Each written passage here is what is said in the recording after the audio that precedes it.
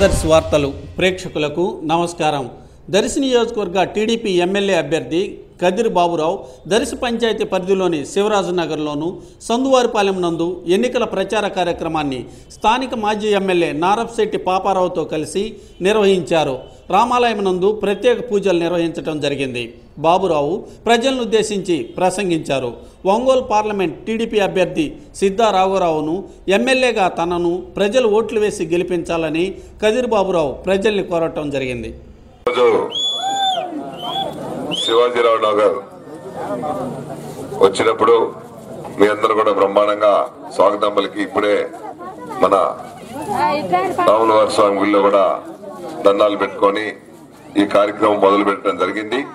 ఈ కార్యక్రమానికి మీ ex MLA అయినటువంటి నారపశెట్టి పాపారావు గారు కానీ, సంగా తిరుపతిరావు గారు, పిచ్చయ్య గారు, ఇంకా మీ నాయకులు కొందరు ఉన్నారు ఇక్కడ. అందరూ మన శివాజీనగర్ నాయకులు కానీ అందరికి కూడా తెలిసిన మహిళలకి, ప్రతి ఒక్కరికి కూడా, తమ్ముళ్ళకి, యువతకి అందరికి కూడా పేరు పేరున నా నమస్కారాలు తెలియజేసుకుంటూ, ముఖ్యంగా నేను కరిగిరిలో ఎమ్మెల్యేగా ఉంటున్నప్పటికీ మన పాపారావు గారు ఇప్పుడు చెప్పినట్టుగా మాగుంట శ్రీనివాసరెడ్డి తెలుగుదేశం పార్టీలో ఉంటూ తెలుగుదేశం పార్టీ నుంచి మనల్ని మోసం చేసి లాస్ట్ మూమెంట్ దాకా ఎంపీగా ఉంటా అని చెప్పి లాస్ట్ మూమెంట్ లో తెలుగుదేశం పార్టీని వదిలిపెట్టి వైఎస్ఆర్ పార్టీకి పోయి వైఎస్ఆర్ పార్టీ ఎంపీ అభ్యర్థిగా నిలబడినందువల్ల ఇక్కడ మీకు ఎమ్మెల్యేగా నిలబడాలనుకున్నటువంటి సిద్ధా రాఘవరావుని, ఆయన మంత్రిగా సుపరిచితుడు, జిల్లాలో అందరికీ తెలుసు కాబట్టి ఆయన్ని ఎంతో కొంత ఆయన ఫైట్ గల శక్తి ఉన్నందువలన ఆయనకి మన మాగుంట శ్రీనివాసరెడ్డి మీద పోటీ పెట్టి ఇక్కడ ఖాళీ అయినటువంటి ఎమ్మెల్యే స్థానానికి మన పాపారావు గారు చెప్పినట్టు ఇంతకుముందు ఒకసారి నేను ఎలక్షన్ నిలబడి ఉన్నాను. అది కూడా కాకుండా సామాజిక వర్గ సమీకరణ దృష్ట్యా బాబురావు అయితే బాగుంటుందనే ఉద్దేశంతోనే ఈరోజు మార్కాపూర్ కూడా పోయించాం. ఇప్పుడు ముఖ్యమంత్రి గారు వస్తే డైరెక్ట్ శివాజీనగర్ నగరే వస్తున్నాం. ఇప్పుడు మేము ఆయన ఆ మంత్రి గారు, ఆయన సీఎం గారు కూడా సభలో కూడా ఇదే మాట చెప్పాడు.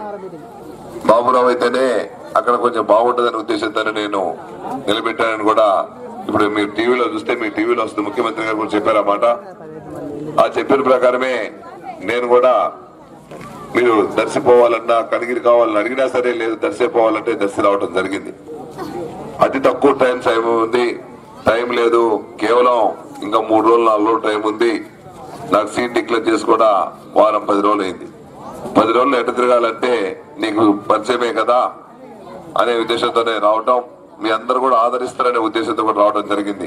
ప్రతిపక్ష నాయకులైతే ఆల్రెడీ అన్ని గ్రామాలు తిరగడం కూడా జరిగింది. వాళ్ళందరూ కూడా ప్రతిపక్షాలలో ఇప్పుడు వైఎస్ఆర్ పార్టీ వాళ్ళు కానీ మిగిలిన వాళ్ళు కూడా ఆల్రెడీ ఒక 3-4 నెలల నుంచి ఎన్నే ఉన్నారు కాబట్టి అన్ని గ్రామాలు, అన్ని కాలనీలు తిరగడం కూడా జరిగింది. నేను కూడా కనిగిరిలో అన్ని తిరిగాను. కానీ అనుకోని పరిస్థితుల్లో మాగుంట శ్రీనివాసరెడ్డి మోసం చేసినందువల్ల నేను ఇక్కడికి పంపించడం వల్ల నాకు అన్ని గ్రామాలు తిరిగే పరిస్థితి కానీ, అందరిని మాట్లాడే పరిస్థితి కానీ లేదు. ఎందుకంటే టైం సరిపోదు. 190 గ్రామాలు ఉన్నాయి, పెద్ద పెద్ద ఏరియాలు. కాకపోతే నాకు అందరూ కొందరు పరిచయం కానీ చాలా మంది పరిచయం లేదు. ఇప్పుడు ఎలక్షన్ అప్పుడు ఇవన్నీ కాకుండా మీ అందరూ సహకరించండి, మీ ఓట్లు వేయండి. నేను కనిగిరిలో ఎంతో అభివృద్ధి చేస్తున్నాను. ఇక్కడ మీకు సిద్ధా రాఘవరావు ఏ విధంగా అభివృద్ధి చేశారో నేను కూడా కనిగిరిలో బ్రహ్మాండమైన అభివృద్ధి చేస్తున్నాను.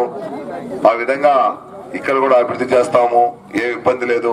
నేను ఇంక మీ దగ్గరే ఉంటాను కాబట్టి మనం ఎలక్షన్ అయిన తర్వాత మాట్లాడుకోవచ్చు. టైం వేస్ట్ చేసుకోకుండా ఎలక్షన్ చేయాలి కాబట్టి మీ అందరూ కూడా ఈ విషయం చెప్పి, ఏదేమైనా సరే ఈ ఎలక్షన్ లో నన్ను కలవలేదే, నాతో మాట్లాడలేదే, నన్ను చేయలేదే అని అలకకుండా, ఎందుకంటే కలిసే టైం లేదు కాబట్టి, లేకుండా కలుస్తానని చేస్తాను.